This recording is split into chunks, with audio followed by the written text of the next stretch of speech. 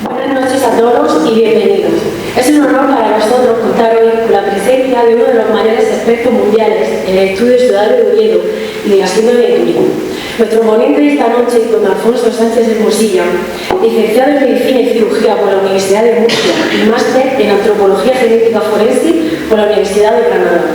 Durante su trayectoria profesional ha trabajado como médico forense en el Instituto de Medicina Legal y Ciencias Forenses de Murcia, subdirección Cartagena, donde desempeñó el cargo de jefe de sección de clínica forense hasta su jubilación.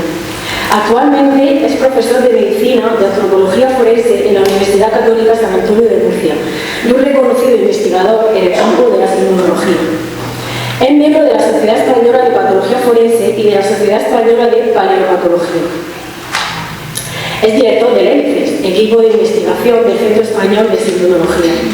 Ha dedicado años de estudio a la reliquia de la Pasión, en especial al Sudario de Oviedo y la Sábana Santa de Turín. Sus investigaciones han sido reconocidas internacionalmente, siendo miembro activo del Comitato Científico del CIS, Centro Internacional del Estudio de la Síndrome en Turín, y del Consejo Científico del Centro Internacional de Estudios sobre la Sábana Santa de Turín en Francia. Ha publicado numerosos libros y artículos en revistas especializadas, entre los que destacan Historia de la ocupación del Santo Sudario de Cristo y El ADN de un Dios, además de colaborar con las revistas Liteum y Sindom. También es profesor del Ateneo Pontificio Regina Apostolorum, vinculado a la Universidad Europea de Roma, donde imparte formación en sismología. Esta noche nos ofrecerá en una conferencia titulada La Pasión de Jesús de Nazaret, en la que explorará desde la ciencia forense los sufrimientos de Jesús de Nazaret en su camino al Calvario.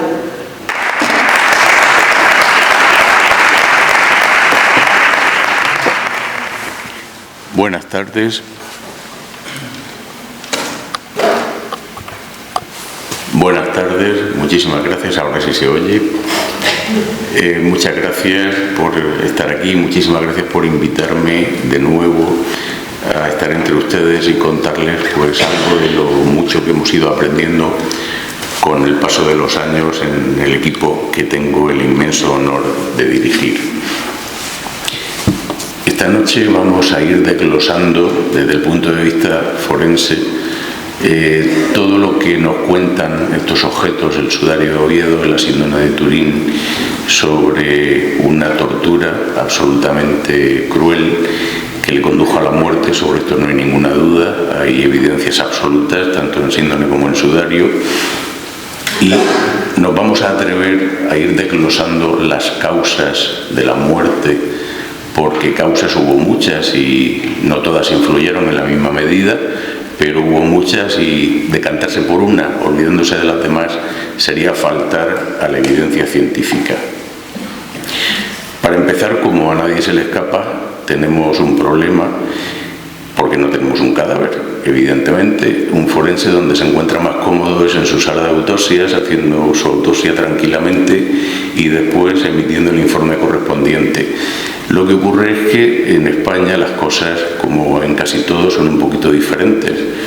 En la mayoría de los países, por no decir en todos, el forense, el médico forense es un patólogo especializado en tanatología, es decir, en los fenómenos relacionados con la muerte, y ya está, y no hace nada más. De hecho, en la mayoría de los países ni siquiera es el forense el que se desplaza al lugar de los hechos a recoger el cadáver. Suelen ser auxiliares con una formación adecuada, pero no la que podemos tener en España, ni muchísimo menos.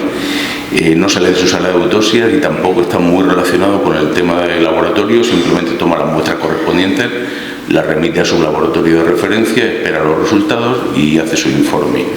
Y ahí termina su trabajo, que no es poco, sinceramente.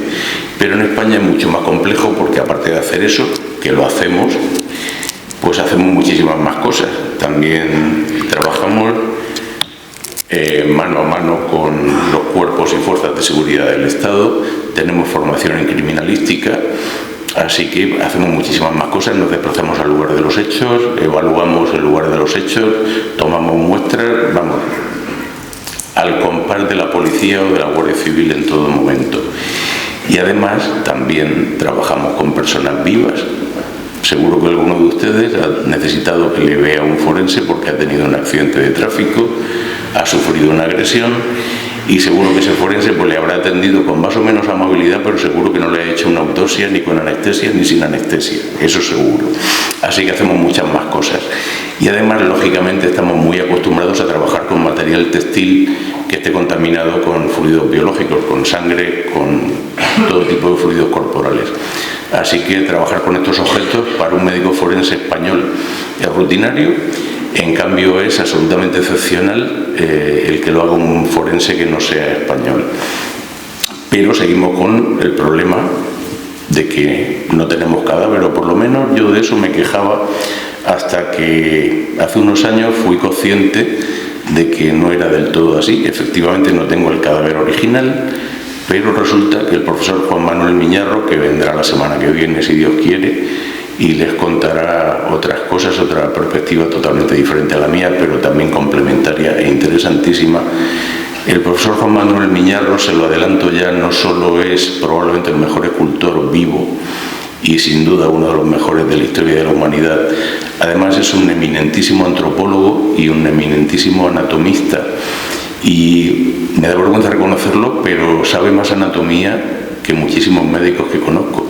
Así que, bueno, pues durante muchos años hemos estado trabajando de forma conjunta y con todos los datos que le hemos ido aportando, todos y cada uno de los miembros del EDICER, pues ha hecho una reconstrucción anatómica y antropológica perfecta y nos ha regalado ese cuerpo con el que yo tanto me quejaba que no tenía. Y bueno, lo tuvimos aquí precisamente hace 2 años. Tuvieron ustedes la suerte de poder contemplarlo directamente.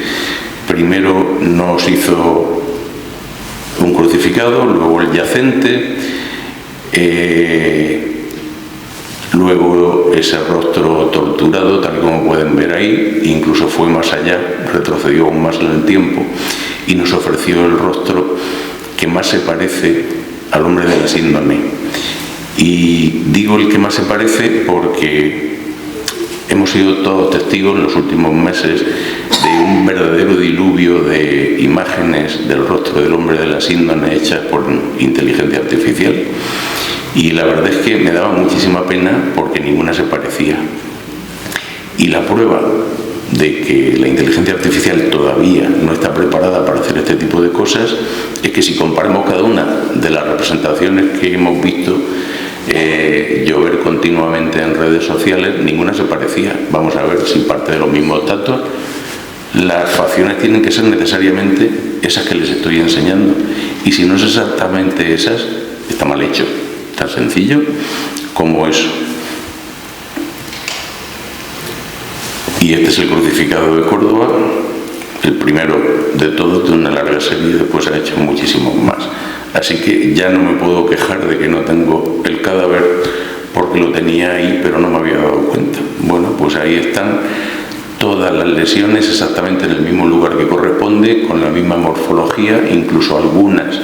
El profesor Miñarro se ha tomado la molestia de realizarlas en un material blando, con lo cual incluso al tacto son exactamente iguales que las que tendría un cadáver en esa situación. Por otra parte, tampoco he podido hacer un levantamiento del cadáver propiamente dicho, primero porque no había nacido, ha pasado algo de tiempo, y segundo porque tampoco lo puedo hacer de forma demorada porque han pasado 2000 años, han pasado muchísimas cosas, han estado en conflicto prácticamente de forma permanente, lamentablemente siguen en guerra en este momento, con lo cual pues no es fácil. Y de hecho ni siquiera están seguros los arqueólogos del aspecto que tenía el lugar de los hechos cuando ocurrió. Le pongo 2 representaciones diferentes porque lo que sí estamos seguros es que era una cantera de roca caliza que ya no estaba en explotación, pero no estamos seguros de la orografía exacta que tenía en el momento, en el año 33 o el año 35, que son las 2 fechas que se barajan. De lo que sí estamos seguros es que, como pueden ver, la distancia que hay entre el Gólgota, el lugar de la ejecución, de la crucifixión, y el sepulcro es muy corta, y como pueden ver, tanto en la representación de arriba como en la de abajo, no hay un camino fácil para acceder desde el Gólgota al sepulcro. Es un terreno irregular, pues tan irregular como cabe esperar en una cantera. Y esto era hace 2000 años. Ahora ha cambiado totalmente, hay una construcción, hay una basílica y les estoy marcando en esa flecha la distancia que hay entre el Gólgota y el sepulcro y es exactamente de 42,7 metros. Es una distancia muy cortita, son menos de 50 metros, pero a pesar de que era una distancia muy cortita, para trasladar el cuerpo necesitaron, según nuestros cálculos, entre un mínimo de 10 y un máximo de 20 minutos. Hay que considerar que el terreno era irregular, que no había un sendero cómodo, practicable, que estaban transportando un cadáver con toda la dignidad que les era posible y además un cadáver de una persona pues adulta, bien desarrollada, bien nutrida y que pesaba, como dice el refrán, pesa más que un muerto, pues se pueden hacer una idea. Y este cadáver además estaba muy resbaladizo porque estaba totalmente cubierto de sangre, con lo cual transportar el cuerpo no era nada fácil. A pesar de todo hemos hecho lo que hemos podido, tampoco nos dieron permiso como ya esperábamos para hacer una excavación arqueológica, pero siempre hay soluciones. Así que hace ya pues 25 años conseguimos permiso para que pudiéramos realizar un georradar, es decir, una exploración del terreno del subsuelo con una tecnología que es el equivalente, no es exactamente lo mismo, pero para que se hagan una idea, es el equivalente a una resonancia magnética para ver qué es lo que hay en el suelo sin necesidad de excavar. Así que, bueno, pues ya sabemos y ya saben las autoridades lo que hay en el subsuelo del entorno inmediato al sepulcro. Y los hallazgos fueron interesantes, sobre todo porque nuestro arqueólogo, don Florentino Díez, que ya no está con nosotros, eminentísimo arqueólogo, estuvo 17 años excavando en el entorno del Gólgota y del sepulcro, o sea, es una persona que sabía perfectamente de lo que estaba hablando. Cuando vio los datos del georradar, dice: tenemos un sistema de drenaje. Si aquí no hubiera un sistema de drenaje, esto no sería una tumba judía del siglo I. Así que pues ese dato que a nosotros se nos escapa, no tiene ningún valor, pues sin ese dato resulta que no podría ser ese el emplazamiento del sepulcro. Y bueno, para que se hagan una idea, esa es la entrada al sepulcro. Ahora ha cambiado, estaba en restauración cuando se hizo esa foto, pero más o menos para que se hagan una idea, evidentemente nada que ver con lo que había en su momento. Así que no tenemos el cadáver, pero sí tenemos pruebas físicas. El sudario de Oviedo, que ustedes ya lo conocen estupendamente bien, cosa que me alegra muchísimo, y la síndrome de Turín. Esta imagen se la pongo por dos motivos. El primero de ellos es simplemente para que vean el gran tamaño que tiene, lo difícil que es de manejar y de amortajar un cadáver con un lienzo de estas proporciones. Estamos hablando de más de 4 metros de longitud. Y el otro motivo por el que se lo pongo es para que vean de dónde estamos sujetando el lienzo, las 3 personas que lo estamos manipulando en ese momento.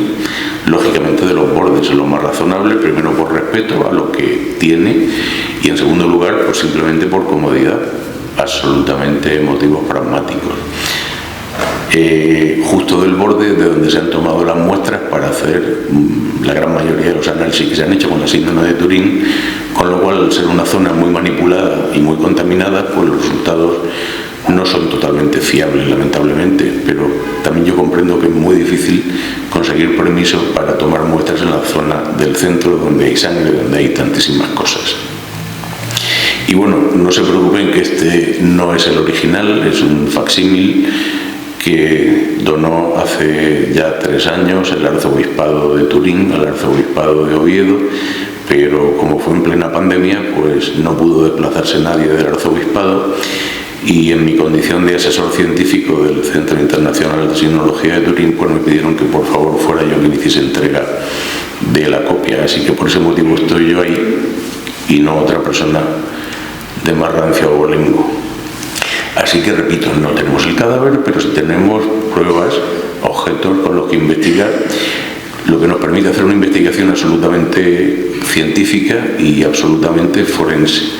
Lo que ocurre es que la cosa puede parecer muy sencilla, puede parecer muy cómoda, porque bueno, si un forense está acostumbrado todos los días a trabajar con material textil manchado de sangre, no debe ser un problema investigar con estos objetos. Al fin y al cabo lo que tienen es sangre, no es pintura, no es ninguna otra cosa.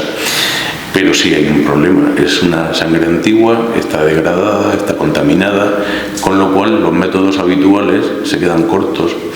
Y cuando empezamos, pues todavía no existía ni siquiera la paleopatología, es decir, no teníamos los medios que hoy tenemos disponibles, que tampoco son los mejores. Yo sigo quejándome de que me gustaría que tuviesen más eficacia, que fueran más resolutivos, que los datos fueran más fiables, pero tenemos lo que tenemos.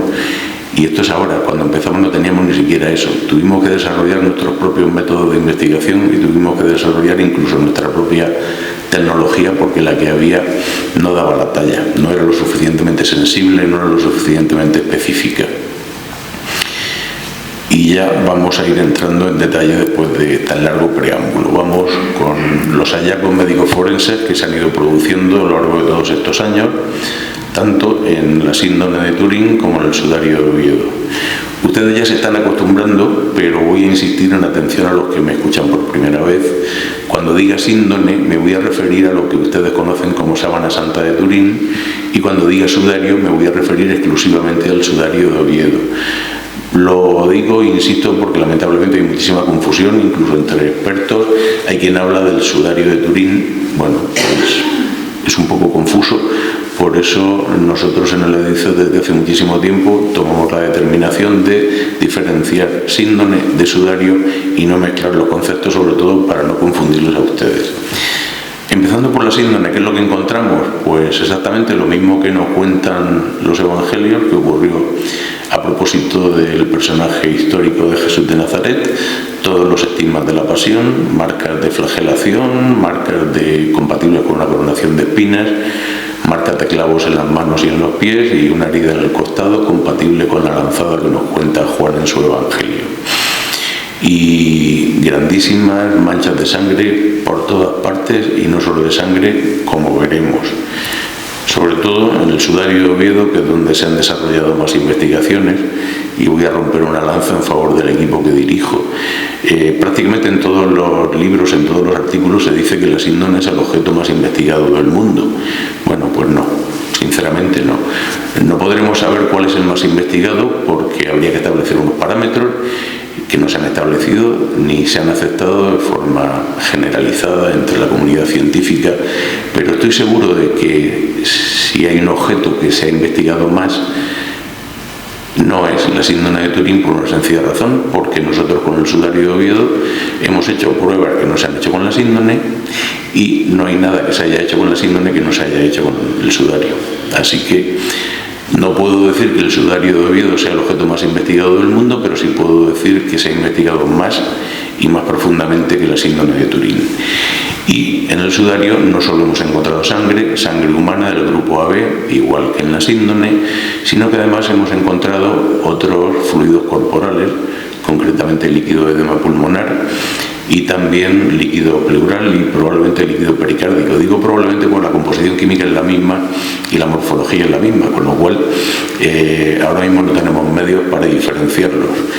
Pero probablemente por la trayectoria de la herida, de la que luego hablaremos, estamos hablando de los dos líquidos, líquido pleural y líquido pericárdico. Sabemos que el cuerpo era cadáver, ya estaba muerto cuando se produjo la imagen sindónica y cuando fue amortajado. Luego veremos de qué manera, en primer lugar con el sudario y luego de forma definitiva con la síndrome. Sabemos que está muerto por dos motivos. Primero, porque para producirse la imagen en la síndrome tenía que haber una quietud absoluta, una rigidez absoluta. Simplemente el más leve movimiento respiratorio, el más leve temblor habría emborronado la imagen, con lo cual, pues con toda certeza era cadáver. Pero es que además resulta que la cantidad de manchas presentes en el sudario de Oviedo, y que no solo tienen sangre, tienen líquido de edema pulmonar, en fin, es tal la cantidad de fluidos que el tiempo que lo tuvo sobre el rostro, si estaba vivo cuando se colocó, que estamos seguros que no, pero si estaba vivo a los pocos minutos se habría asfixiado simplemente por la barrera que supone un lienzo empapado con sangre y líquido de edema pulmonar. Entre los forenses hablamos de los 5 signos de la muerte cierta, y no solo los forenses, todos los médicos que tienen que extender un certificado de defunción, una persona que ha muerto por causas naturales, que no es violenta, que no es presumiblemente judicial, que no hay ningún delito o presunto delito vinculado con esa muerte, pues todo médico, antes de extender el certificado de defunción correspondiente y que se pueda enterrar ese cadáver y apuntarlo al registro civil como fallecido, pues debe de buscar estos 5 signos en el cadáver. ¿Cuáles son? Lo voy a traducir porque seguro que el latín se nos ha olvidado a todos. La rigidez cadavérica, las livideces cadavéricas, les voy a explicar qué es cada una de estas cosas, la palidez cadavérica, el enfriamiento del cadáver y la putrefacción. La rigidez es un fenómeno que se produce en todas las personas una vez que fallecen, de hecho en todos los animales, todos los vertebrados, incluso en los peces. Por eso en el mercado las sardinas, cuando llevan unas horas fuera del agua, pues están tiesas en la postura en la que se quedaron en la caja. Es decir, vamos a retrotraernos simplemente al ser humano, una persona que ha muerto en condiciones normales, por causas naturales, y estaba más o menos bien antes de morir, bien alimentada, bien hidratada. Aproximadamente a las 2 horas empieza a ponerse rígida toda la musculatura, empezando por la zona de la mandíbula, siguiendo por el cuello y luego ya paulatinamente el resto del cuerpo. A las 8 horas esa rigidez ha alcanzado su punto máximo y se mantiene más o menos estable hasta que empieza a desaparecer a las 48, 72 horas en las que vuelve a estar absolutamente flácido como estaba en el momento de la muerte. Esta rigidez es tan intensa que si cogemos un cadáver y lo apoyamos la cabeza contra la pared y los pies contra el suelo en un ángulo de 45 grados, se va a mantener sin caerse, para que vean ustedes la intensidad de esta rigidez. Pero como casi todo, sobre todo en biología, pues tiene sus excepciones. Y esto no es una excepción. A veces se produce lo que se llama en el ámbito de la medicina legal y forense la rigidez precoz e intensa. Y esto ocurre precisamente cuando una persona fallece en unas circunstancias similares a las del hombre de la síndrome. Cuando muere por asfixia, y morir crucificado es en gran medida morir por asfixia, aunque contribuyan otras causas. Cuando esta persona muere realizando un esfuerzo físico considerable, y morir en la cruz supone un gran esfuerzo, porque cada bocanada de aire se consigue a costa de hacer un esfuerzo físico, de apoyarse en los pies, de hacer flexiones con los brazos, y todo esto pues con un dolor inenarrable, entre calambres, entre convulsiones, en fin, cada bocanada de aire es una tortura. Y aunque queramos impedir el respirar porque nos duele, es inevitable, nuestro cuerpo se revela y hay un mínimo de respiraciones por minuto que las vamos a cumplir sí o sí, por mucho que nuestra voluntad intente impedirlo o distanciarlo lo máximo posible. Se produce también la rigidez cadavérica cuando la persona ha fallecido teniendo fiebre o teniendo una temperatura corporal elevada, y en este caso se daban las dos circunstancias. Seguro que se habían infectado las heridas, seguro que tenía fiebre y seguro que tenía una temperatura elevada como consecuencia del esfuerzo físico que estaba realizando. Y además, si hacía una temperatura elevada en el exterior, cosa que en este caso probablemente no ocurrió, estamos hablando de abril, y abril en Jerusalén tiene, no solo abril, durante todo el año, tiene más o menos la misma temperatura y la misma humedad relativa que tenemos en Murcia o que podemos tener en Navarán. Y esto lo sé de buena tinta porque para hacer nuestros experimentos con manchas de sangre y fluidos corporales, yo necesitaba saber cuál era la temperatura y cuál era la humedad relativa para reproducir esas circunstancias en el experimento. Así que me tomé la molestia durante todo un año, todos los días, comprobar temperatura y humedad relativa en Jerusalén, y sorprendentemente era más o menos la misma que en Murcia, más o menos la misma que en mi laboratorio, con lo cual pues no tuve que hacer ninguna modificación en las condiciones de mi laboratorio para poder hacer los experimentos, afortunadamente.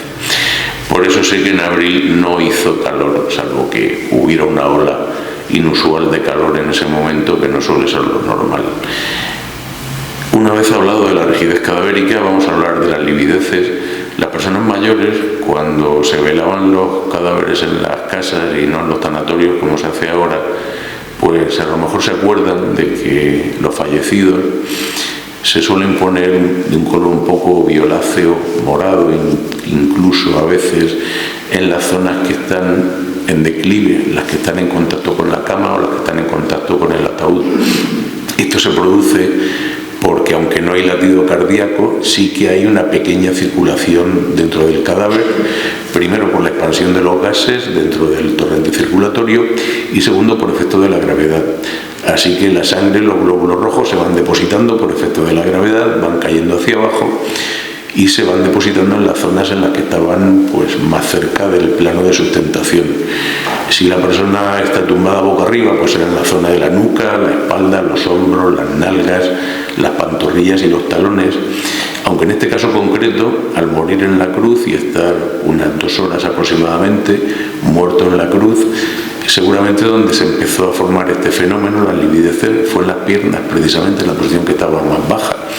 Aquí tenemos lo que se llama en el ámbito forense un doble juego de livideces, o sea que esta persona tenía las piernas más amoratadas que el resto del cuerpo y en menor medida, una vez que fue cambiado de posición y puesto en posición horizontal, empezó a producirse este fenómeno también en la zona que he mencionado antes, en la nuca, en la espalda, en las nalgas, sin llegar a desaparecer del todo lo que ya había en las piernas.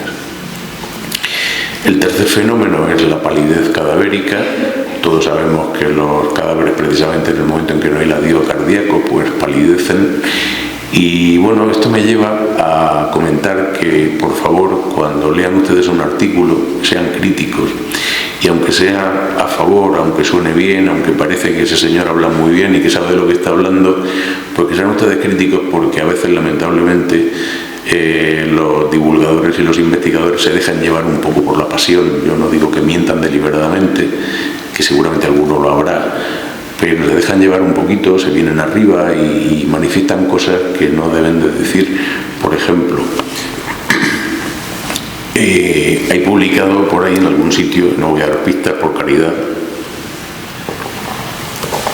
que un investigador es capaz de detectar estos cambios de coloración del cadáver, este color violáceo en las zonas declives y esta palidez en el resto del cuerpo, y que es capaz de encontrar estos cambios de coloración tanto en la síndone como en el sudario.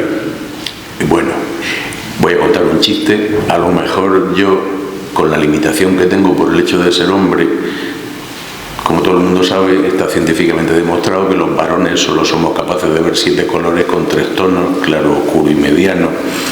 Así que a lo mejor eso me impide percibir esos cambios de coloración. Pero bueno, ya saltándonos el chiste, las chicas que tenemos en nuestro equipo, que también hay mujeres, pues no tienen esa limitación genética que tengo yo y tampoco son capaces de ver este cambio de coloración. Así que, pues, por favor, no se crean todo lo que he publicado, porque lamentablemente hay muchas cosas que no son así. En estos mismos documentos, estas personas afirman que son capaces de detectar el enfriamiento del cadáver tanto en la síndone como en el sudario. Bueno, pues siento decir que no hay ningún medio para comprobar esta disminución de la temperatura del cadáver en un lienzo después de pasar 2000 años, pero es que además seguro que en este caso concreto no hubo una disminución de la temperatura. Y esto a ustedes les puede chocar un poquito, porque bueno, lo normal, si no hay metabolismo, si la persona ha muerto, lo normal es que su temperatura vaya bajando hasta que se iguale con la temperatura ambiental.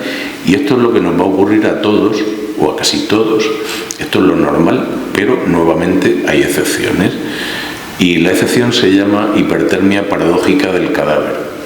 ¿Cuándo se produce esta hipertermia paradójica? Pues precisamente en las mismas circunstancias en las que se produce la rigidez precoz e intensa.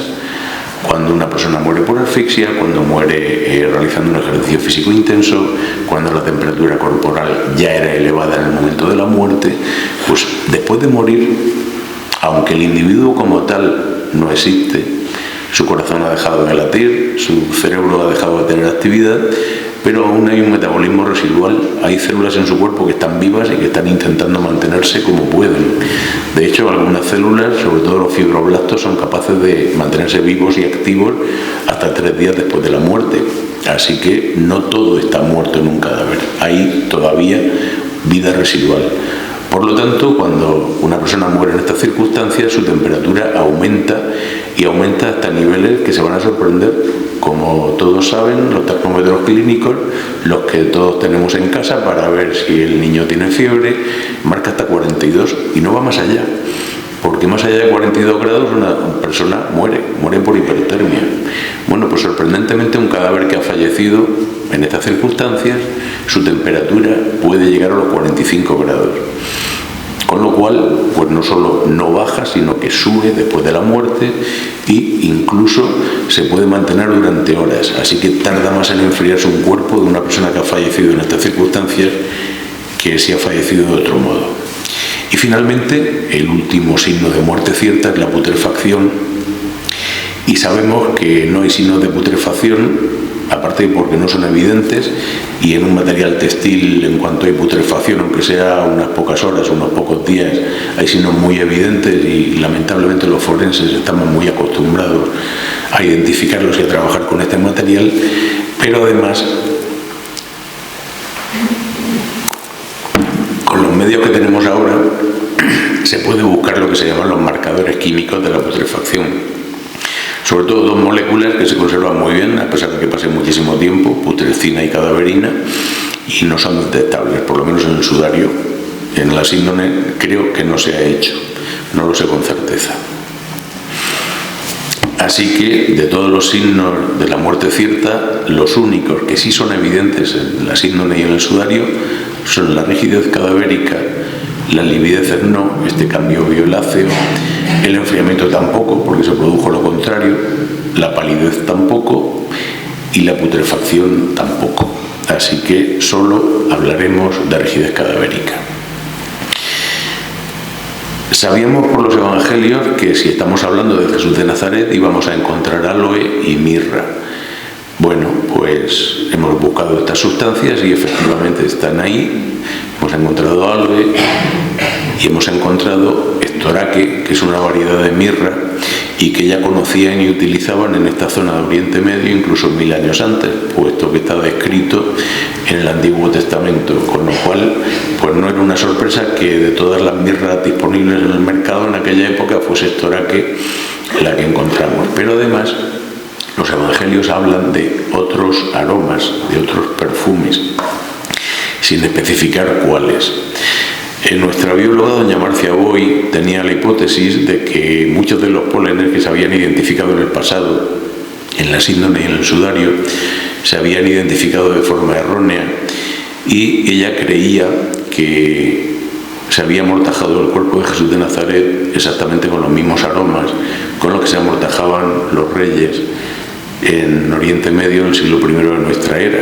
Y esta lista está disponible tanto en las descripciones que hacía Plinio el Viejo como Dioscórides, es decir, personas que vivieron en esa época y que nos describieron precisamente qué tipo de productos se utilizaban en estas circunstancias. Bueno, pues ella estaba investigando en la Universidad de Mallorca con muestras procedentes del sudario de Oviedo. Ella era la que estaba buscando los pólenes, evidentemente como bióloga que era. Simultáneamente yo estaba trabajando aquí en la UCAN con otras muestras, con lo que yo buscaba era sangre, que evidentemente eran restos humanos y no material biológico no humano. Pero por estas cosas del destino, el que encontró el polen de Licrisum, que era lo que andábamos buscando, pues fui yo y no fue Marcia. Pero bueno, en cuanto lo encontré, que es este granito que tienen ustedes ahí, pues se lo mandé a Marcia y me dijo, esto es lo que yo creo que es. Dice, efectivamente, es el Licrisum. Y esto confirma que sí, se habían identificado de forma errónea muchos de los pólenes, tanto en síndone como en sudario.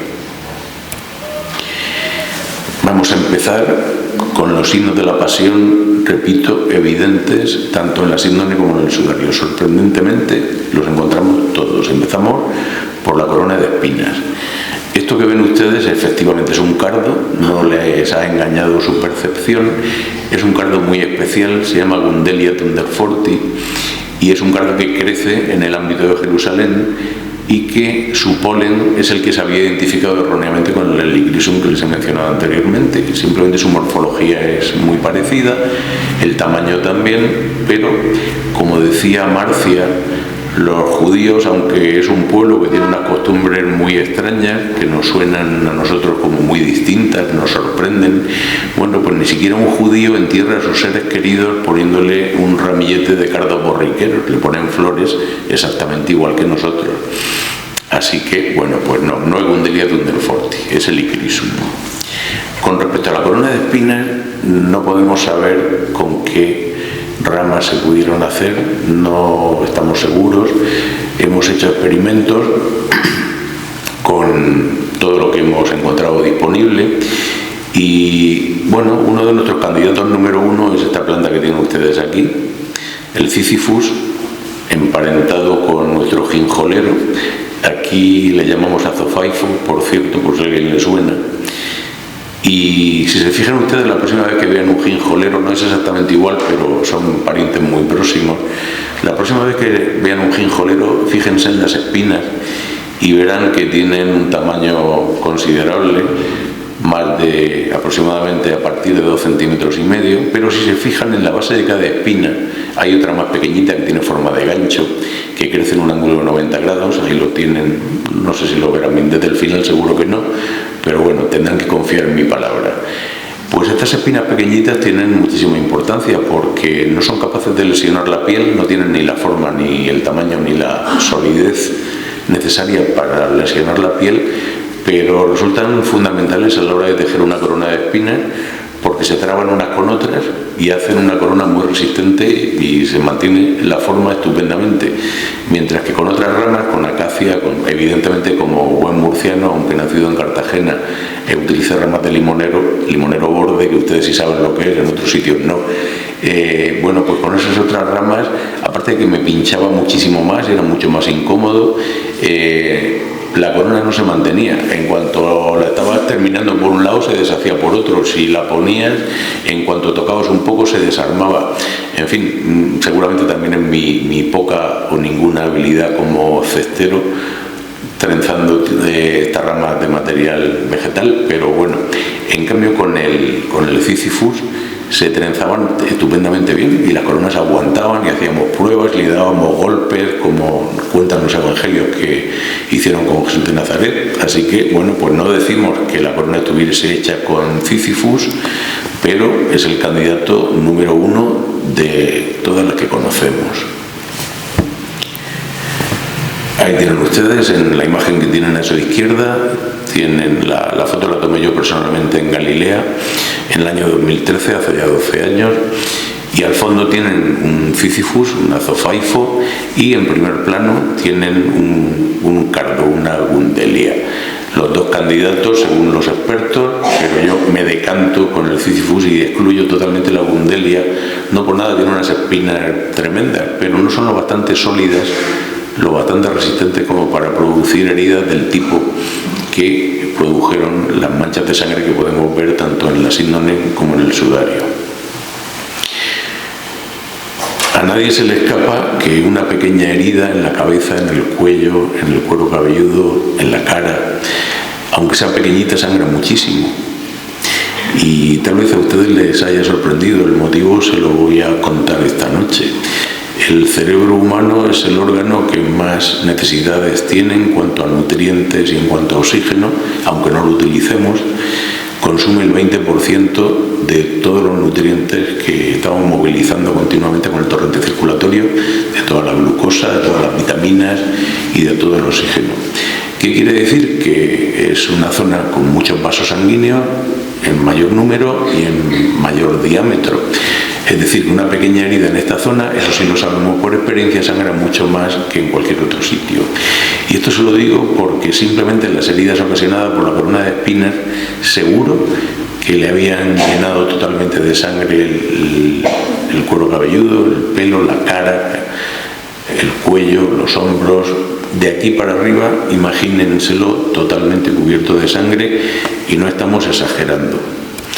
En cuanto a los experimentos, pues lamentablemente no encontramos ningún voluntario para poder experimentar con ellos, así que a pesar del poco amor a la ciencia que hemos descubierto entre nuestros conciudadanos, pues hicimos experimentos con los medios que tuvimos, con un cráneo humano al que no le pedimos consentimiento, por cierto, recubierto de pasta de modelar, y con diferentes tipos de coronas de espinas de diferente composición, con diferentes plantas, y en resumen, pues como pueden ver en estos esquemas, hicimos pruebas con todo tipo de coronas, con todo tipo de diseños de corona, y al final, según nuestras conclusiones, la corona debía tener necesariamente forma de casco, pero hay muchas más heridas en la zona alrededor de las sienes, de la zona del cogote, la zona de la frente, y el motivo por el que sean más abundantes las heridas y más profundas y más desgarradas es porque además se aseguró la corona alrededor de la cabeza utilizando algún tipo de cuerda.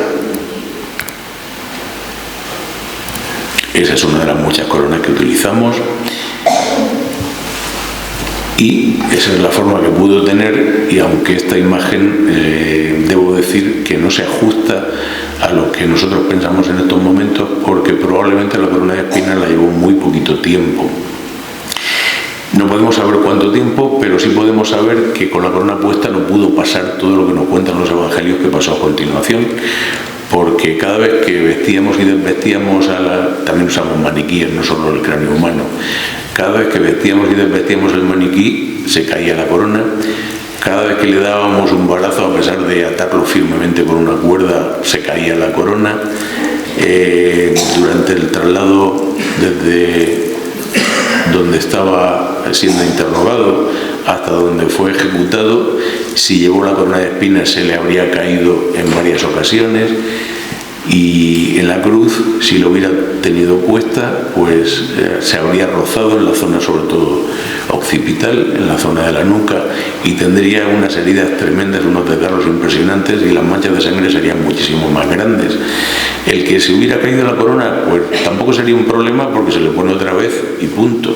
Los derechos humanos no se contemplaban en aquella época, y mucho menos en un condenado a muerte, pero si se lo hubiese puesto 2 veces tendría el doble de heridas, si se lo hubiera puesto 3 veces tendría el triple, y el número que tiene es compatible con que solo se le puso una vez y se le quitó y no se lo volvió a poner. Con respecto a la flagelación, no utilizaron un látigo cualquiera, utilizaron ese instrumento que tienen ahí, el flagrum taxilatum, un látigo con 3 colas que además en las puntas podía tener o bien tabas, huesos de carnero, o sobre todo de plomo. Y digo sobre todo porque el hierro era más barato y aguantaba más, pero el plomo tenía una utilidad secundaria, aunque en esa época el plomo tenía prácticamente el mismo valor que la plata o el oro, pero el plomo es mucho más denso, pesa más, con lo cual la consecuencia del impacto es mayor, produce más daño, y no solo dolor, sino daño físico, daño estructural, y además, como es un metal blando, pues se deformaba con el uso y acababa teniendo filos cortantes, acababa teniendo zonas ganchudas, con lo cual pues hacía muchísimo más daño, incluso arrancaba textualmente no solo la piel a tiras, sino que también producía lesiones en músculos y en órganos internos, como vamos a ver a continuación. Bien, en esta imagen de la síndrome de Turín hemos representado en 2 colores los impactos. Todo el mundo pregunta ¿cuántos latigazos le dieron? Bueno, no lo sabemos con certeza, y les cuento por qué. No es que no nos hemos tomado la molestia de contarlos, sí, los hemos contado.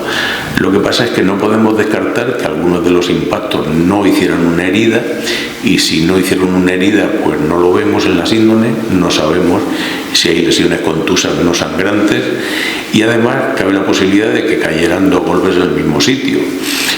Cuando son pocos es poco probable, pero cuando son muchísimos, pues la probabilidad de que impacten 2 golpes en el mismo sitio es mayor, así que no lo sabemos con certeza. Se habla de alrededor de 120 impactos, como son 3 colas, pues estamos hablando de 40 latigazos, pero repito, no estamos seguros. Es lo más probable, pero no se puede afirmar de forma categórica. Bueno, pues aquí no solo se pueden contar los que hemos identificado, sino que además hemos ido más allá. Los forenses intentamos buscar patrones en todo lo que vemos, aunque sea información aparentemente confusa, y en este caso, pues aunque es una información aparentemente confusa, por la trayectoria de los golpes hemos podido identificar que fueron dados por 2 personas de forma alternativa, uno a la izquierda y otro a la derecha. No daban los golpes a la vez porque se habrían enredado los látigos, uno descargaba un golpe, el otro recuperaba el aliento, porque esto es fatigoso, no se crean ustedes que esto es sencillito. Esto era un esfuerzo importante para las personas que practicaban este castigo físico. Bueno, pues los golpes que dio uno de los señores están marcados en negro y los que dio el otro están marcados en blanco. Si se fijan ustedes, verán que los golpes que están marcados en negro, sobre todo en la zona posterior, en la zona de la espalda, están prácticamente por todo el cuerpo, desde la nuca hasta los pies prácticamente. Mientras que el otro, pues parece que no ha sido tan sádico, que no ha sido tan borde. Eso es lo que parece en una primera impresión, pero la realidad es todo lo contrario. El verdugo, el lictor que dio los golpes marcados en negro, lo hizo de forma absolutamente profesional y sistemática, pum, pum, pum, pum, pum, sin poner atención y sin poner intención. Estaba haciendo su trabajo, sin más. Por el contrario, el verdugo que tiene marcados los golpes en color blanco sí tenía una intención y se la voy a desvelar. Su intención era, a ser posible, matarlo en la propia flagelación, porque es posible matar a una persona a latigazos. Y estas personas eran profesionales, así que hizo todo lo posible para conseguirlo. ¿Cómo? Descargando los golpes en las zonas en las que sabía que podía provocar lesiones importantes, como por ejemplo en la zona próxima al corazón, donde podía provocar arritmias cardíacas, incluso una parada cardíaca, en la zona de los pulmones para producir lesiones internas, y no el edema de pulmón que vemos, sobre todo en el sudario de Oviedo, no se debe solo a la asfixia, sino también a las consecuencias de la flagelación. Se dedicó a destruir sistemáticamente todos los músculos respiratorios para que se asfixiara, a ser posible antes de llegar a la crucifixión, los pectorales, la zona de la espalda. Como no se moría, pues ya los últimos golpes los descargó en la zona de los riñones para provocarle lesiones internas y una insuficiencia renal. Ellos no sabían que existía la insuficiencia renal, pero sí habían comprobado que golpeando intensamente, sobre todo en esta zona, pues aunque le perdonaron la vida, esta persona se solía morir en un plazo máximo de 3-4 semanas, por lo que hoy sabemos que es la insuficiencia renal. Y ya los últimos golpes, como veía que no se moría, pues fue a rematar. Los dio en las zonas en las que hay grandes arterias justo debajo de la piel, para intentar provocar una hemorragia mortal en cuestión de minutos a lo sumo.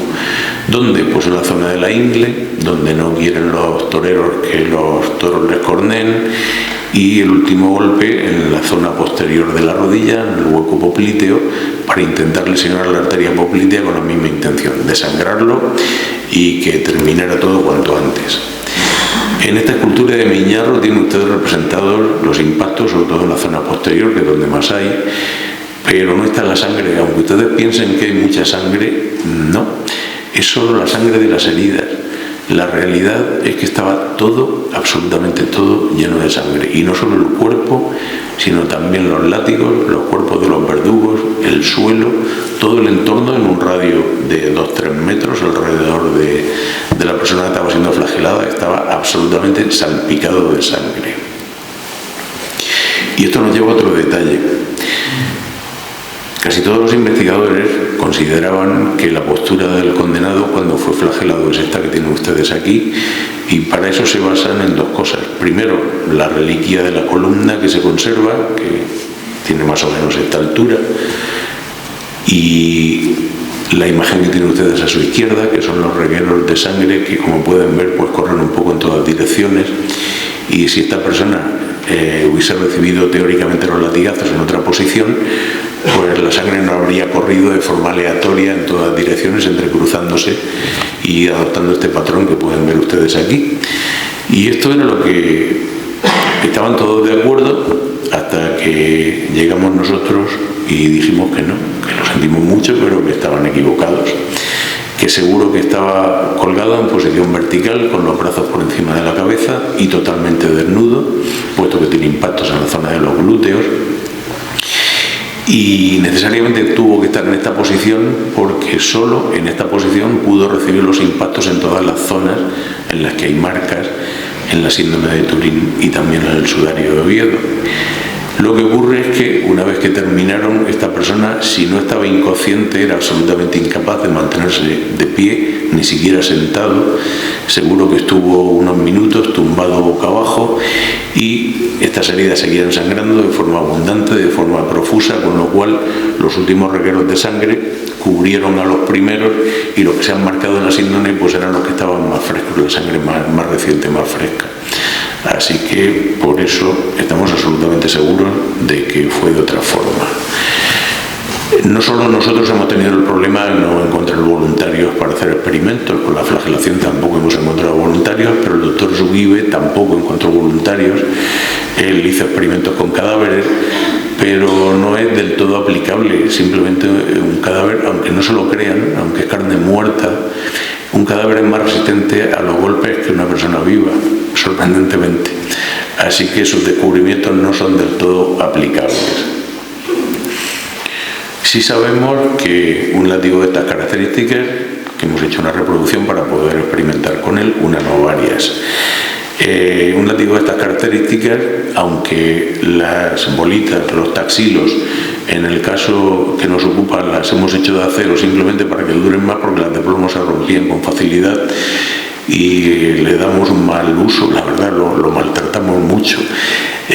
Pues a pesar de ser acero, que pesa menos que el plomo y tiene menos capacidad lesiva, no solo arrancaba la piel a tiras y arrancaba incluso músculo, carne en definitiva, sino que el impacto, la energía cinética del impacto se transmitía en profundidad y llegaba a órganos internos, a corazón, a pulmones, a hígado, a riñones, provocando lesiones directas.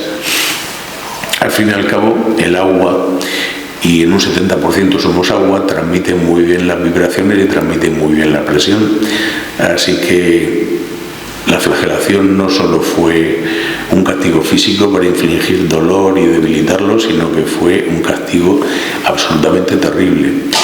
Y sorprendentemente en el sudario de Oviedo hay marcas de flagelación, o por lo menos hay marcas compatibles con flagelación, tienen exactamente el mismo tamaño y la misma disposición que las que aparecen en la síndrome. Y digo sorprendentemente porque el sudario, no lo he dicho todavía, solo cubrió la cabeza, el cuello y parte superior de tórax y hombros. Pero aún así, pues uno de los impactos logró transmitir manchas de sangre al sudario de Oviedo. Son esas que les estoy mostrando ahí. Con respecto a la crucifixión, como les he dicho, es un castigo terrible. La persona muere lentamente por asfixia, y no solo por asfixia, es un esfuerzo físico terrible el conseguir cada bocanada de aire, es dolorosísimo, además se producen calambres intensos. Ustedes imaginen, seguro que alguno de ustedes ha tenido algún calambre alguna vez en una pierna, pues imagínense esa situación en todo el cuerpo. Cuando se generaliza un calambre como consecuencia, luego vamos a ver los motivos por los que se produjeron, cuando se generalizan los calambres no puede respirar, se bloquean los músculos, todos los músculos del cuerpo, con lo cual esta persona no solo se estaba asfixiando como consecuencia de la flagelación, sino también como consecuencia de los calambres. Pero es que además estaba desangrando, estaba perdiendo sangre por todas las heridas, y las últimas que le habían hecho encima, en las manos y en los pies, estas heridas sangraron relativamente poco porque el propio clavo se encargaba de impedir que siguiera sangrando. Pero a pesar de que sangraba poco, pues es una herida más, y además es un cuerpo extraño que está dentro del cuerpo, y cada vez que respiraba era moviendo los clavos, o moviendo las manos y moviendo los pies alrededor de estos clavos. Imaginémonos el dolor, el terrible dolor. Y no es por nada, pero de dolor también se puede morir. Otra cosa que les quería comentar es que el condenado no llevó toda la cruz completa, tal y como estamos acostumbrados a ver en las películas, en los documentales, en las representaciones artísticas. En primer lugar, porque aunque no lo hubieran flagelado, difícilmente habría podido transportar 150 kilos, que es lo que pesaba la cruz de madera con la que se hizo la película de Mel Gibson, La Pasión. Pero es que además tampoco era la costumbre. La costumbre es que el condenado solo llevaba el patibulum, el travesaño horizontal, mientras que el estipes, el vertical, siempre estaba en el lugar de la ejecución esperando su turno para ser utilizado. Con lo cual, al ser dos travesaños de madera totalmente diferentes, nada excluye que las maderas fueran de diferentes árboles. Y les digo esto por un motivo, es un argumento que han utilizado los escépticos para atacar nuestro trabajo. Cuando se investigó las manchas de sangre presentes en la zona de la espalda, en la síndrome de Turín, no solo se encontró carne, tejido muscular, sino que también se encontraron pequeñas virutas de serrín, pequeñas partículas de serrín, concretamente de madera de roble. Y si ustedes han estado en Santo Toribio de Liébana, seguramente les habrán dicho que el Lignum Crucis que se conserva allí es de ciprés, y de hecho pues casi todos los que se han investigado son de madera de ciprés, por lo menos de los que yo tengo conocimiento. Como he dicho antes, esto se utilizó por los escépticos para atacar nuestro trabajo diciendo: ven, les están engañando, no puede ser la cruz de dos maderas diferentes. Pues sí puede ser de dos maderas diferentes, y además es sentido común. ¿Qué madera, qué árbol crece de forma natural en el entorno de Jerusalén que es resistente a la intemperie y resistente a los insectos? Pues necesariamente tiene que ser una madera resinosa, y el ciprés cumple estos requisitos. Así que el ciprés es una madera estupenda para ser el travesaño vertical, estar a la intemperie, aguantando ahí meses o incluso años sin que tenga un gran daño estructural. Por el contrario, el travesaño horizontal estaba a la intemperie el tiempo justo, solamente cuando era utilizado. El resto del tiempo pues estaba probablemente a cubierto y no tenía por qué soportar la intemperie. Tenía que ser una madera dura, evidentemente, porque iba a ser usado de forma impenitente, pero no tenía que ser tan resistente a las condiciones meteorológicas, a la intemperie, como el travesaño vertical. Así que el roble también es un árbol que crece en esa zona, ningún problema para conseguirlo. No hay ningún obstáculo para que fuesen dos maderas diferentes, como pueden ver. Por otra parte, el travesaño vertical era probablemente, no podemos estar seguros, pero con los datos disponibles, era menos alto de lo que parece, menos alto que estos hermosísimos cristos crucificados que tengo a mi espalda, maravillosas obras, pero bueno, yo entiendo que es mucho más llamativo para el espectador ponerlo en una cruz alta, se ve de forma más dominante, impresiona más, pero probablemente era más baja, primero simplemente por comodidad. Si tú tenías que encajar uno sobre otro, no podía tener 3 metros la cruz, evidentemente. Tenía que ser más bajo, y por otros motivos que vamos a mencionar a continuación. Además, la madera no estaba tan pulida como estas, estaba lo justo para manejarlas sin que te clavasen más astillas de lo necesario, y ya está. Y sabemos que no estaba muy bien desbastada porque produjo lesiones en los hombros, y además volvió a abrir las heridas de flagelación, las que habían dejado de sangrar en ese momento. Y además sabemos que no se llevaba la cruz completa porque Plauto, cuando describe una crucifixión, dice textualmente: lleve el patíbulo por la ciudad y después sea crucificado. El patíbulo, como he dicho, es el travesaño horizontal, no el vertical. No todas las manchas son de sangre, como ya he dicho anteriormente, algunas son más diferentes todavía. Estas en concreto a mí me llamaron la atención, no solo por el color, sino por su morfología. Son ligeramente espumosas, parecía espuma, lo es, de hecho, y el motivo es porque están compuestas por sangre, por supuesto, líquido de edema pulmonar, mucosidad procedente de vías respiratorias y saliva. ¿Cómo se han producido estas manchas? Pues esta persona se estaba asfixiando, y cuando se estaba asfixiando tosió, probablemente en varias ocasiones, y al toser expulsó esta sangre, este líquido de edema pulmonar que le estaba encharcando los pulmones, exactamente igual que recientemente le ha pasado al Santo Padre, pero sin flagelación y sin crucifixión. Yo cada vez que contaban en las noticias el estado de salud del Santo Padre, me estaba acordando de que, menos la flagelación y la crucifixión, pero las lesiones físicas que tenía, el encharcarse los pulmones, era un mecanismo similar al de Jesús de Nazaret en la cruz. En fin, un paralelismo curioso, por cierto. Bueno, pues al toser, repito, todos estos líquidos salían por las vías respiratorias, donde se contaminaban con moco, con mucosidad de vías respiratorias, y una vez en la boca se mezclaban con sangre. Por eso esa composición tan variada. Los clavos no estaban en las palmas, lo siento. Estaban en lo que nosotros llamamos muñeca, lo que los médicos llaman carpo, pero no les voy a examinar, no se preocupen, les recuerdo las partes de la mano que a todos nos enseñaron en el colegio: carpo, metacarpo y dedos. O sea que aunque a esto le llamemos muñeca, sigue siendo parte de la mano. Bien, pues el clavo estaba insertado necesariamente en esa zona, porque si hubiese estado en la palma de la mano se habría desgarrado y se habría caído la persona. Esto pues tampoco hubiera sido aparentemente un problema, porque bastaba con volverlo a clavar y ya está. Pero las cosas no son tan sencillas, porque según el derecho romano, si hay una sentencia judicial firme, y en este caso concreto había una sentencia judicial firme, si no se cumple la sentencia, el culpable automáticamente es condenado. Y en este caso la condena era a morir en la cruz. Así que evidentemente los verdugos estaban muy interesados en que no hubiera ningún accidente ni ningún incidente.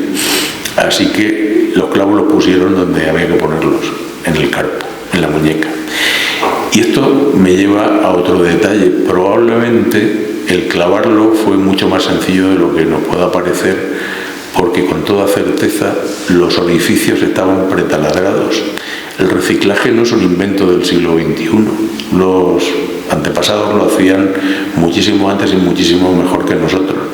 Y la cruz se reciclaba una vez y otra vez y otra vez. Seguro que los orificios estaban pretaladrados, pero es que además los clavos eran de hierro dulce. Es imposible que un clavo atraviese un trozo de madera de roble de este tamaño. Se dobla, se despunta, se parte. Lo más razonable es pretaladrar, con lo cual tú pones la mano delante del agujero y solo tienes que dar un solo martillazo, atraviesas la mano, entra en el orificio pretaladrado y por detrás, simplemente con la mano, no hace falta ni tenazas, lo puedes doblar y ya se mantiene firme el tiempo que quieras, sin ningún problema. Para descender el cuerpo, pues igual, simplemente con la mano, sin tenaza, puedes enderezar el clavo, retirarlo y bajar el cuerpo de la cruz sin ningún problema. Muchísimo más cómodo. Eficiencia absolutamente militar. Otro detalle, otra de las cositas que les invito a que pongan en cuarentena. Casi todos los libros, casi todos los artículos dicen que el clavo estuvo en el espacio de Destot. Bien, pues no puede ser por una sencilla razón, porque el espacio de Destot solo está en la imaginación de Messier Destot. Y esto es una historia, pues sería divertida si no fuera real, lamentablemente. Los grandes avances en anatomía humana se produjeron en el siglo XIX, después de la Revolución Francesa, simplemente porque antes estaban prohibidas las autopsias de cadáveres en todo el mundo civilizado. No se conocía en realidad cómo era una persona por dentro. Lo poco que se sabía era por las heridas en combate o en comparación con los animales domésticos. En realidad no se sabía gran cosa de cómo era una persona por dentro. Pero después de la Revolución Francesa, pues sobre todo en Francia, que fue donde primero empezaron con la Ilustración, empezaron a hacerse autopsias, con lo cual los primeros anatomistas reales que empezaron a desarrollar la anatomía humana fueron franceses. Y el resto del mundo lo que hacía era copiar lo que se publicaba en los libros franceses. Consecuencia, bueno, pues lógicamente cada señor cuando descubría una estructura anatómica le ponía su nombre. Por eso hay tantísimas estructuras anatómicas humanas que tienen apellidos o nombres franceses. Ese es el motivo. El problema es que ya a finales del siglo XIX pues quedaban pocas cosas que no hubiera descubierto otro antes. Y Messier Destot tenía ese problema. No encontraba nada a lo que ponerle su nombre. Y el tiempo se le agotaba, se hacía mayor y él quería, bueno, pues razonablemente creía que tenía derecho a su cuarto de hora de gloria y como no encontraba nada, pues se lo inventó sin ningún problema. Se inventó el espacio de Destot, no existe. Lo que ocurre es que los franceses, como pueblo, tienen un comportamiento diferente al nuestro en muchas cosas y sobre todo en que valoran muchísimo lo que es francés o lo que ha dicho un francés, y si lo ha dicho un francés eso va a misa y ya está, y nadie lo pone en duda. Así que si Messier Destot ha dicho que ha encontrado un espacio en el carpo, nadie lo duda, y a partir de ahí estaban todos los manuales de anatomía. Y de hecho, cuando yo estudié medicina, a finales de los años 70, primeros de los 80, todavía algunos manuales de anatomía recogían el espacio de Destot. O sea que ese error lo hemos seguido llevando hasta hace relativamente poco. En fin, pues no. Si ustedes leen en algún sitio que el clavo estaba en el espacio de Stott, quien lo ha escrito está un poco desactualizado. Y además, esos mismos documentos, esos mismos libros, esos mismos artículos suelen decir que el clavo, cuando atravesó el espacio de Stott, lesionó el nervio mediano. Pues otra cosa que no es cierta, el nervio mediano no pasa por el espacio donde estaría si existiera en realidad el espacio de Stott. Y además tampoco tenemos ninguna evidencia absoluta de que haya una lesión no solo del nervio mediano, sino de ninguno de los nervios de la mano. Sobre esto se han publicado muchísimas cosas, incluso se ha llegado a decir que la posición de las manos y de los pies se justifica simplemente porque había una tetania hipocalcémica, es decir, un calambre ocasionado por la falta de calcio en el organismo de esta persona, lo que se denomina mano de comadrón.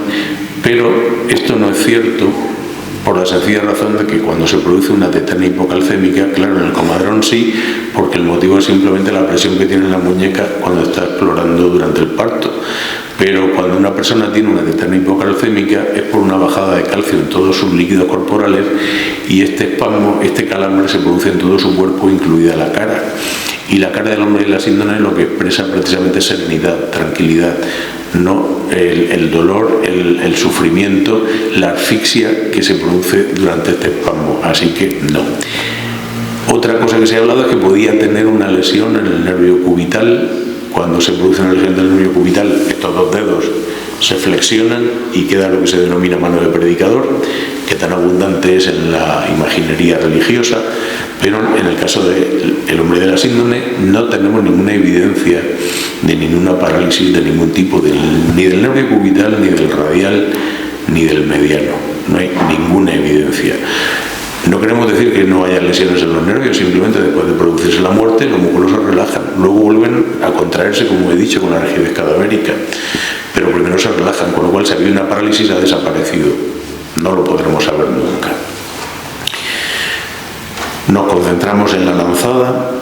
La lanzada es la única herida que se produjo después de la muerte, las demás se produjeron estando vivo. Es una herida post-mortem, una herida de remate, en definitiva. Y, como dice Juan en su Evangelio, dos frases a cual más importante. Un soldado le traspasó el costado, y traspasar significa traspasar, no hace falta que les explique lo que significa. Así que si hay un orificio de entrada, debe de haber un orificio de salida, necesariamente. Y la siguiente frase, Juan dice que al punto salió sangre y agua. Evidentemente no fue agua, fue líquido pleural y probablemente líquido pericárdico. Lo que pasa es que la morfología de ese líquido pues es muy parecida a la del agua de una zona sedimentaria, como por ejemplo el agua del río Jordán o el agua del río Segura, que tenemos aquí cerquita y que después de las lluvias seguro que tiene este aspecto que tenemos nosotros aquí. Y yo creía que cuando Juan en su Evangelio, que se escribió en griego por cierto, habla de hidro, pensaba que se refería simplemente a agua. Él creía que era agua en su ignorancia, puesto que no era médico. Él creía que era agua, pero bueno, las cosas posiblemente no sean tan simples, porque después hemos descubierto que hidro no solo significa agua en griego clásico, sino que era la palabra que utilizaban los médicos en aquella época, todos los médicos en Europa, no solo los griegos, para definir cualquier fluido corporal que no fuese sangre, que no fuese orina o que no fuese bilis. Es decir, que la saliva sería hidro, las lágrimas serían hidro y el líquido pleural y pericárdico también. Así que bueno, no sé si Juan usó una palabra técnica o simplemente describió como agua ese líquido que él vio salir por esa herida y que seguro que le sorprendió porque no conocía la posibilidad de que saliesen estos líquidos por heridas corporales. ¿Por qué estaban ahí? Pues muy sencillo, consecuencia de la flagelación. Hubo un derrame de líquido pleural y un derrame de líquido pericárdico en un intento del cuerpo de proteger estos órganos vitales para mantenerse sano y vivo, y son fundamentales. Entonces piensen que tanto el corazón como los pulmones son unos órganos que están en continuo movimiento, sin los cuales no podemos sobrevivir más allá de unos pocos segundos, y si no se protegiesen de alguna manera, simplemente en los movimientos respiratorios y en el latido cardíaco se lesionarían y se dañarían. ¿Cómo se evita esto? Pues protegiéndolo con un líquido lubricante, que en el caso del corazón se llama líquido pericárdico y en el caso de los pulmones se llama líquido pleural, y que todos tenemos en pequeñas cantidades, la justa y necesaria. Pero a veces esta cantidad aumenta incluso de forma muy rápida, y una forma en la que puede aumentar es precisamente cuando hay golpes en el pecho, en el tórax. Y en la flagelación seguro que se produjo un aumento de líquido pleural y de líquido pericárdico en un intento del corazón, del cuerpo, de proteger estos órganos de los impactos. Y ustedes me dirán, usted ha dicho antes que el agua transmite muy bien la vibración y transmite muy bien la presión, así que si ponemos agua lo que hace es aumentar el daño, ¿verdad? Teóricamente sí, pero en realidad no, porque este agua, este líquido pleural y el líquido pericárdico lo que hace es que rodea el corazón y los pulmones, con lo cual disipa la intensidad del impacto y no la transmite toda en profundidad, sino que en su mayor parte se disipa y se pierde sin llegar a los órganos. Así que por ese motivo había muchísimo líquido pleural y muchísimo líquido pericárdico sin sangre y con gran cantidad de una molécula, una proteína que se llama fibrina y que hemos encontrado en el sudario de Oviedo. Así que por este motivo, como consecuencia de la flagelación, había una gran cantidad de líquidos que no son sangre, luego lo veremos. Les voy a enseñar rápidamente una imagen para que sepan el aspecto que tiene el líquido de edema pulmonar. La voy a quitar enseguida porque la imagen es dura, lo siento. Es eso que tienen ahí, y es lo que se produce cuando una persona muere por asfixia. La sangre sale del torrente circulatorio, encharca los pulmones, ahí se mezcla con el aire y se convierte en una espuma. Eso es el líquido de edema pulmonar. Y eso es lo que tuvo precisamente el Santo Padre estas últimas semanas, no como consecuencia de la flagelación, sino como consecuencia de la neumonía que tenía. Bien, volvemos nuevamente a la lanzada. Todos los investigadores estaban de acuerdo en que la lanzada penetró en esta zona, en el costado derecho, entre la cuarta y quinta costilla, con una trayectoria aproximadamente horizontal, como tienen ustedes en la imagen, que atravesó el pulmón derecho y que probablemente llegó a las cavidades derechas del corazón. Y eso es lo que habían consensuado todos los científicos, todos los investigadores, esa es la trayectoria, hasta que llegamos nosotros y dijimos, pues no, hemos encontrado el orificio de salida, así que esa es la trayectoria. Por supuesto entra por el mismo sitio, eso no tiene discusión, la herida está ahí, no hace falta ser un experto para saber por dónde entró. Atravesó por supuesto el pulmón derecho, probablemente atravesó las cavidades derechas o los grandes vasos del tórax y salió en la zona de la espalda, también en el lado derecho, como vamos a ver. Y esto lo sabemos porque en el sudario de Oviedo, en esa mancha que les he marcado ahí, tiene lo que nos cuenta Juan a propósito de la lanzada, tiene su cerco de sangre y su cerco de otro líquido corporal que no es sangre, que es líquido pleural, probablemente mezclado con líquido pericárdico. Pero además hay otras manchas en el sudario de Oviedo, esa que tienen ahí, la mancha en acordeón, que no es de sangre, y la mancha difusa, que como ven es enorme, ocupa casi un cuarto, una cuarta parte del sudario, y no es sangre, es líquido pleural, repito, probablemente mezclado con líquido pericárdico. Hace falta muchísima cantidad de líquido para manchar esa cantidad de tejido. Ahí tienen coágulos de fibrina extraídos de un cadáver y bueno, pues como pueden ver hemos hecho pruebas con voluntarios vivos, no, pero sí hemos hecho pruebas con lo que hay que hacerlo. Hemos hecho pruebas con cadáveres, hemos hecho pruebas con líquidos corporales procedentes de cadáveres y no ha sido con pintura ni con sangre humana caducada de los bancos de sangre, simplemente porque lleva anticoagulante y ya no se comporta de la misma manera, con lo cual no nos sirve para hacer experimentos. Teníamos que reproducir exactamente las mismas condiciones en las que murió Jesús de Nazaret. Y ahí están los coágulos de fibrina, como pueden ver, ahí tienen más o menos en línea 4 manchas, las más oscuras son de sangre, la que tienen marcada con la flechita es de fibrina y como pueden ver simplemente por el color se nota fácilmente, son muy fáciles de diferenciar y luego ya pues la tecnología también nos ayuda. Bien, con respecto al orificio de salida, el candidato número 1 es ese que tienen ahí, tiene exactamente la misma forma, también en posición horizontal, igual que el de entrada, reproduciendo la forma de la hoja del arma, y estaba en posición vertical cuando recibió la herida, porque como pueden ver, el otro líquido corporal, el agua, el hidro de que hablaba Juan, pues cae hacia abajo, era mucho más abundante que la sangre. Señal de que estaba muerto cuando se produjo esta herida. Si hubiera estado vivo habría sangrado muchísimo más, habría tanta o más sangre que líquido pleural y líquido pericárdico. Y tal vez haya más de una, lo que pasa es que todavía no hemos tenido acceso a la síndrome para comprobarlo. Nos estamos basando simplemente en facsímiles y en escáneres de alta resolución, pero bueno, ahí están. ¿Por qué puede que haya más de uno? Pues muy sencillo, como he dicho anteriormente, si esta persona no moría en la cruz, los responsables de la ejecución inmediatamente resultaban condenados a morir en la cruz. Así que cualquiera de nosotros, si hubiéramos estado allí, habríamos hecho lo mismo. Para asegurarnos de que estaba muerto y no estaba desvanecido o que estaba fingiendo la muerte, pues introdujo su arma, podía ser una lanza, podía ser una espada, podía ser una daga, nunca lo sabremos. Por la forma de la herida nunca lo sabremos. Sí que sabemos que es un arma que tenía punta y 2 filos. Y una vez atravesado, simplemente era cuestión de retroceder un poquito la muñeca sin sacar la hoja del todo, mover un poquito la mano, volver a introducirlo, retroceder, mover, volver a introducirlo, con lo cual están lesionando de forma absolutamente irreversible y mortal de necesidad todos los órganos internos, el corazón, los pulmones, la cava, la aorta, las vías respiratorias. Era la forma de asegurarse de que esta persona estaba absolutamente muerta. Bien, y volviendo al tema de la ciencia,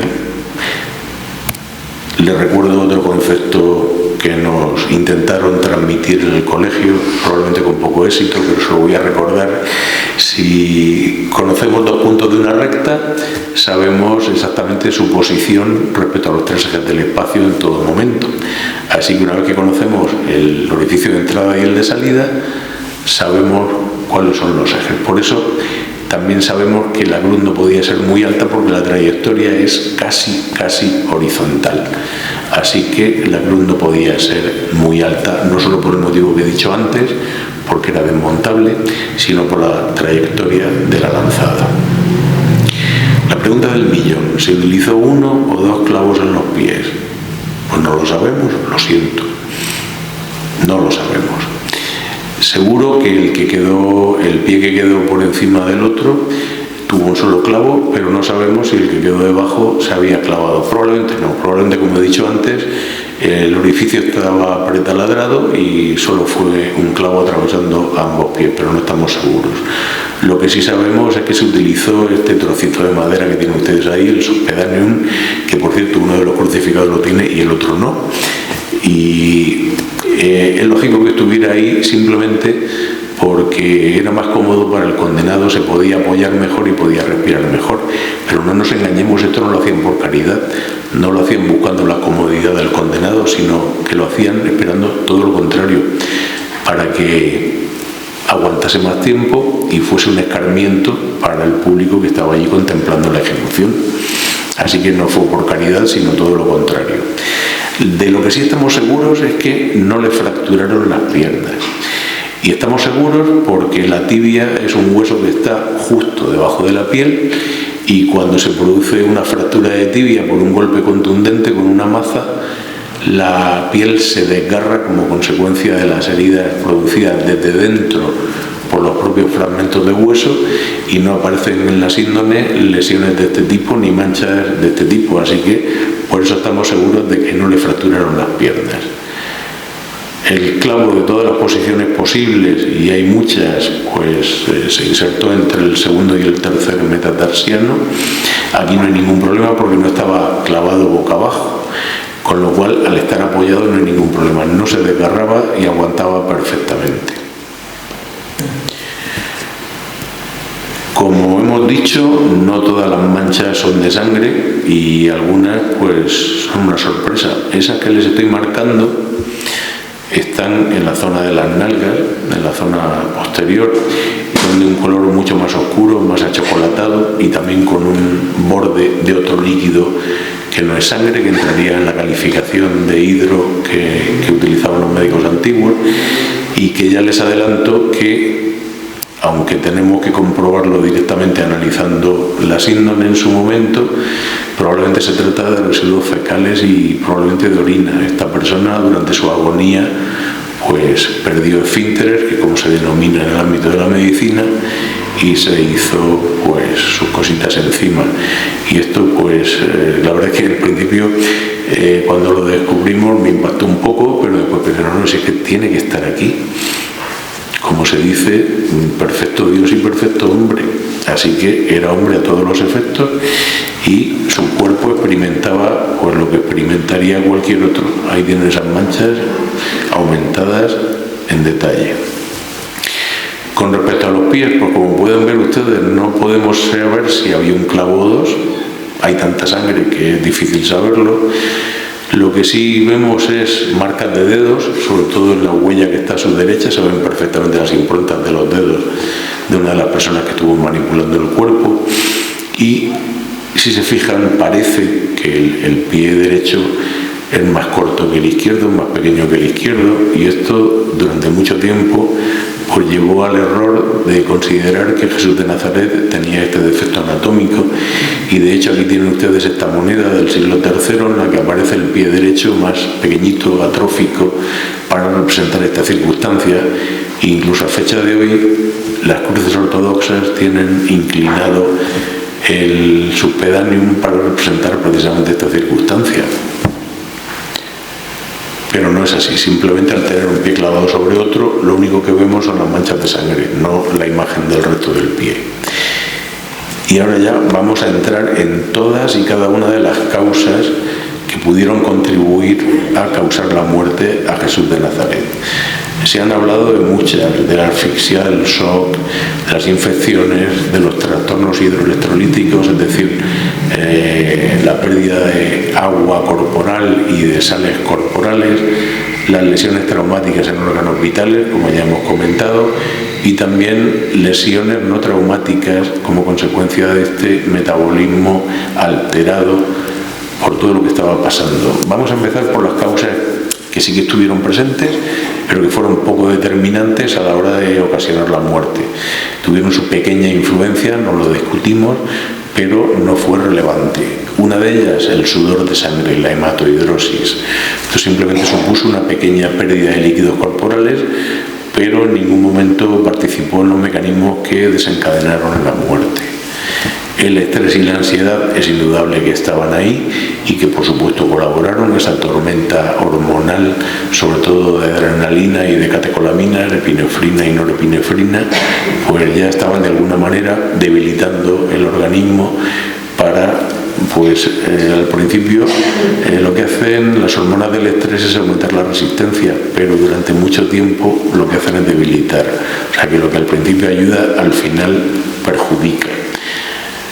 Estamos seguros de que no desinfectaron los instrumentos con los que lo torturaron, ni los clavos, ni nada parecido, así que seguro que se infectaron las heridas. Lo que ocurre es que fueron pocas horas, murió poco tiempo después, con lo cual no hubo tiempo material para que se manifestase una sepsis, una infección, como también tuvo el Santo Padre, por cierto, ni un tétanos ni nada parecido. Pero bueno, ahí estaban ocasionando fiebre y ocasionando todo tipo de problemas con las toxinas bacterianas. Como les he dicho antes, el clima en Jerusalén es muy similar al que tenemos en Murcia, y en abril el cuerpo de una persona cubierto de sudor, cubierto de sangre y con heridas abiertas, para los insectos es Disneylandia. Así que seguro que esta persona experimentó la tortura de estar absolutamente cubierto de moscas, cubierto de avispas, cubierto de abejas, y los que estamos familiarizados con el medio rural sabemos que hay avispas carnívoras que comen carne, lo sabemos. En fin, esto tampoco contribuyó de forma significativa a la muerte, pero desde luego pues ayudó a difundir los microbios y no se lo puso nada fácil, ni muchísimo menos. Vamos a ir entrando en materia. La corona de espinas. La corona de espinas algo influyó, no mucho, porque aunque sí que perdió mucha sangre como consecuencia de la corona, pero no en cantidad suficiente por sí sola para producir un shock hipovolémico, un desangramiento. Pero sí contribuyó, ya estaba perdiendo sangre. Así que de alguna medida, pues sí. Además, produjo dolor. Ya estamos empezando en la cascada de dolor con todas las hormonas que estaban implicadas. Ya había hipovolemia y ya había una cierta acidosis respiratoria como consecuencia de la hemorragia y del dolor. La flagelación, como he dicho antes, por sí sola podía haber ocasionado la muerte por muchísimos mecanismos. Lesiones directas en los riñones produciendo insuficiencia renal, lesiones pulmonares, derrame pleural. El derrame pleural, cuando es poca cantidad, no pasa absolutamente nada, pero cuando es una cantidad tan grande como para producir las manchas que aparecen en Sudario de Oviedo, pues no permite al tórax expandirse de forma adecuada, con lo cual limita la eficacia de la respiración y limita la eficacia del latido cardíaco. Así que estos derrames, que al principio protegieron a los órganos de los golpes, pues al final estaban siendo un problema en sí mismos porque no dejaban al corazón y a los pulmones trabajar con una eficacia absoluta. Todo esto condujo, pues ya antes de llegar a la crucifixión, ya estaba en una situación de escasez de oxígeno en sus líquidos corporales y exceso de dióxido de carbono, hipoxia e hipercapnia. Y ya estaba cambiando la química de sus líquidos corporales. El pH de su sangre y de todos sus líquidos corporales era ácido, lo que se llama una acidosis, y en este caso era mixta, era metabólica y era respiratoria. Todo esto además estaba ocasionando arritmias cardíacas, solo la flagelación, insisto, sin llegar a la crucifixión. Pero es que además la flagelación estaba dañando los glóbulos rojos, los estaba destruyendo, rompiéndolos, liberando su contenido y haciendo que fuera menos eficaz. Y además este daño sobre el músculo, sobre la carne, no solo limitaba la eficacia de los músculos respiratorios, sino que el contenido de las células pasaba al torrente circulatorio. El potasio, sobre todo, ocasionando arritmias, y la mioglobina, que es la proteína responsable del movimiento, que lo que hacía era taponar los riñones, impidiendo que funcionaran y que filtraran, contribuyendo a la insuficiencia renal.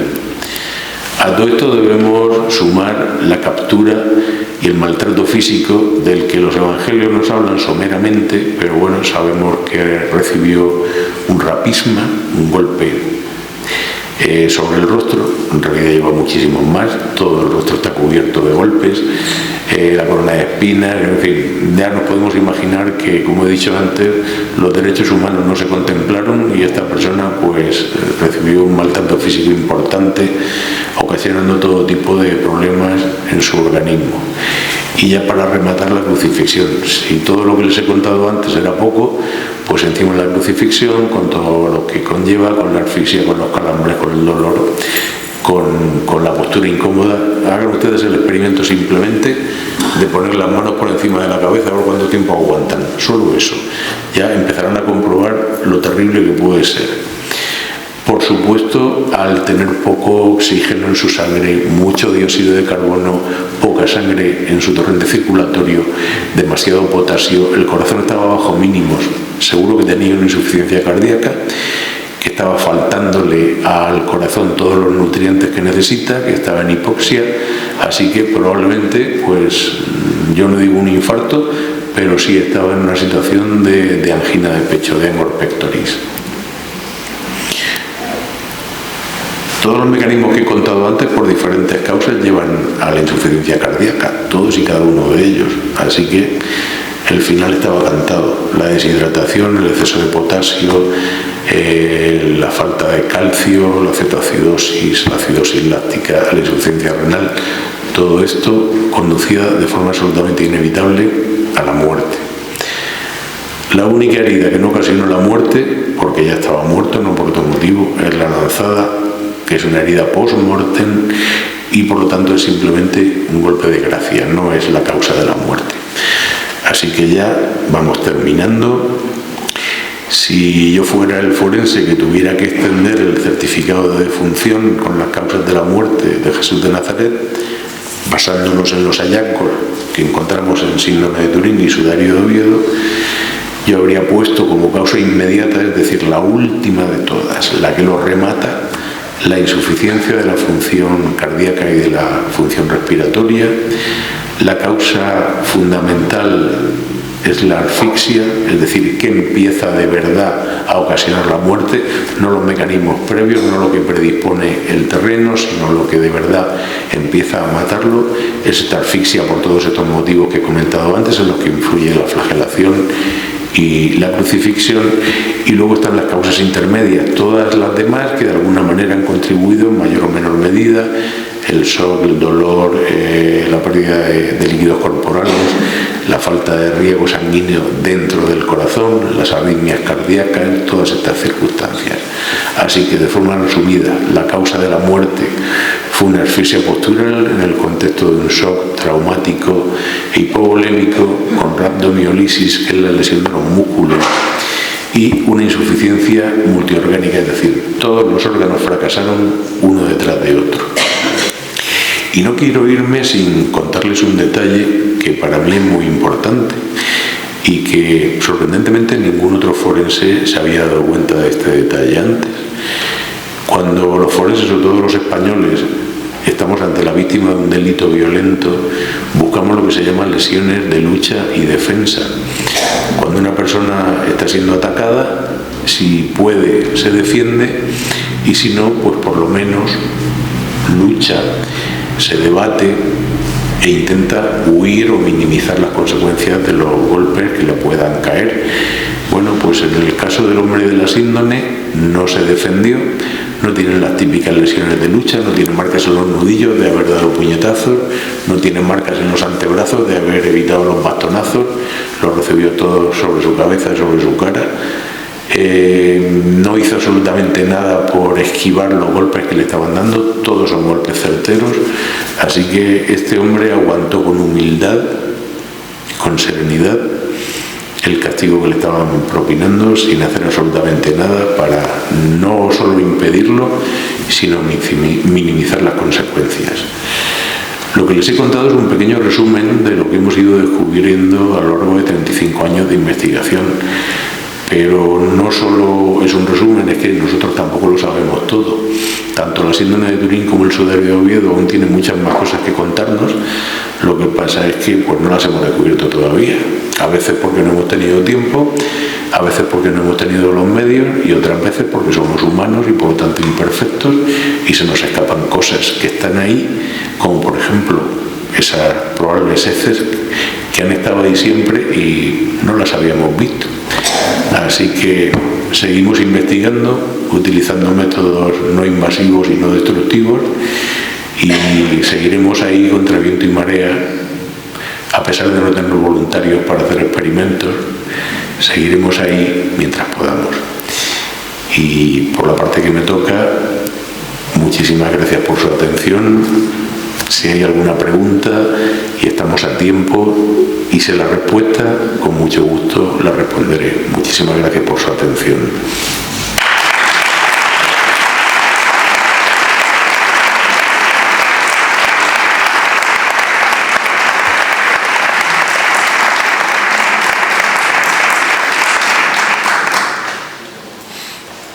¿Alguna pregunta o nos vamos directamente a tomar una cerveza?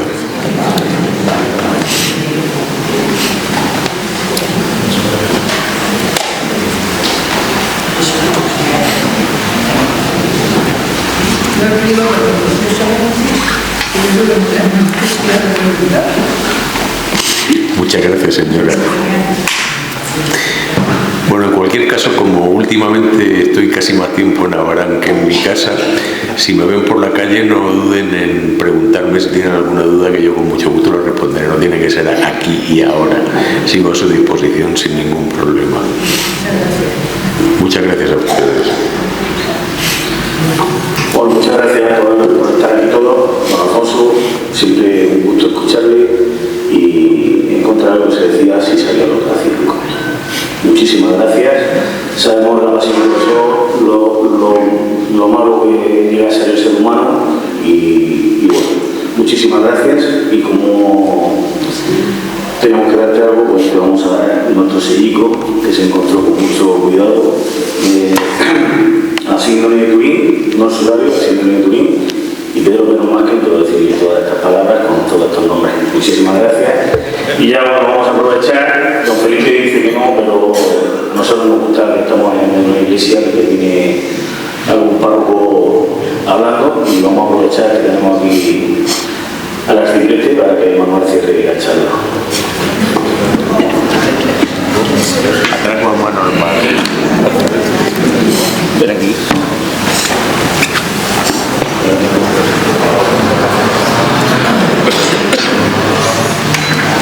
Bueno, un detallito. Muchísimas gracias.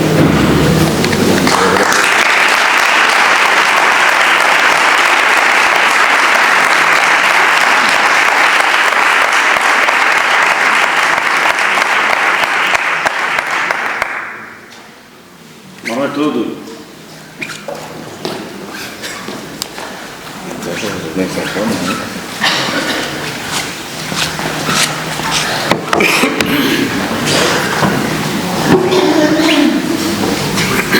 Esto es un extra forma, te la devuelvo de Felipe. Pues yo de verdad ya escuché en muchas ocasiones la conferencia de don Alfonso. Y realmente siempre es impresionante. Yo a veces que siempre escucho y me viene siempre la siguiente frase, ¿no? Todo eso por mí. Todo lo que ha pasado con Jesucristo, todo por mí y por ti. Y al final, como lo concluyó genialmente, diciendo sin defensa, sin mostrar rebatos de nada, sino que humildemente se dejó matar, como la misma Sagrada Escritura, el siervo de Yahvé, Cordero Inocente. Y de verdad esto es realmente, es como esta lanza que toca el corazón profundamente de ver que por mí Jesús ha hecho eso y por ti también ha hecho eso. Pues es realmente como un gran preámbulo para todo ese tiempo de Cuaresma también, que estamos todavía empezando a vivirlo, y ya como también la preparación para la Pascua, que ya se acerca también, donde contemplaremos este muerto que ya está vivo, que está resucitado, que es Jesucristo, el Hijo de Dios. Gracias por esta ronda. Y el próximo jueves nos vemos en San José de Oreros, si Felipe me permite la invitación. Próximo jueves a las 8:30 en San José de Oreros, de Cieza, vamos a dar también una conferencia del mismo don Alfonso sobre el Santo Grial. Ya no necesitamos Indiana Jones porque lo hemos encontrado. Muchas gracias.